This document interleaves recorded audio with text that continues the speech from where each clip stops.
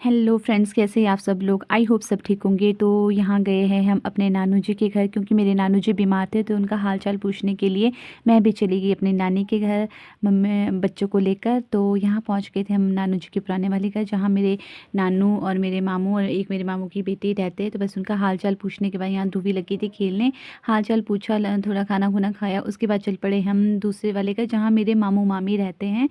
और ये पैदल वाला रास्ता, तो देखो ये दोनों कैसे चले हैं, खुद ही चल के जा रहे हैं। तो ये पहुंच गए हम अपने मामू जी के घर। देखो ये था उनका पुराने वाला घर, और जहाँ पहुंच के हमें बहुत ही अच्छा लगा। और ये मेरे बड़े वाले मामू जी की रसोई, जो कि पुराना मतलब पहाड़ी किचन है, क्योंकि इसमें चूल्हा जो बना है वो उसी स्टाइल में बना है। और उसके बाद शाम को चले गए हम अपने छोटे वाले मामू जी के किचन में। देखो इनका चूल्हा भी वैसा ही है।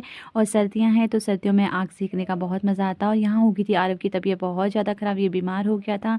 तो अगली सुबह देखो कितनी अच्छी धूप खिली है, हम सब आंगन में बैठ गए थे। और यहाँ आरव बेचारा साइड में चुप बैठा है। और ये मेरे मामू जी, बड़े वाले मामू जी हैं।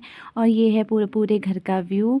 तो मैं ये मोमेंट कैप्चर कर रही थी, क्योंकि हम ना जब छोटे होते थे तो हम इसी घर में आते थे इन छुट्टियों में, स्कूल की छुट्टियों में। हम मैक्सिमम छुट्टियों में हम आ ही जाते थे कुछ सालों तक, जब छोटे होते थे। अब तो जब बड़े हो गए थे तब नहीं आते थे।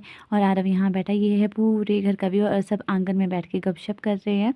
और ये धूप लगी है, सब खाना खुना खा के हम फ्री हो गए थे। मम्मी यहाँ तैयार हो गए थे, क्योंकि हमने अब घर वापस जाना था।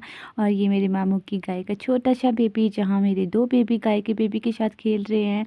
तो ये मस्ती करते हुए बस इसके बाद हमें अपने घर को वापस जाना था। और ये आरव और मामू की मस्ती हमेशा की तरह, जो कि हमेशा ही कंटिन्यू रहती है। Thank you.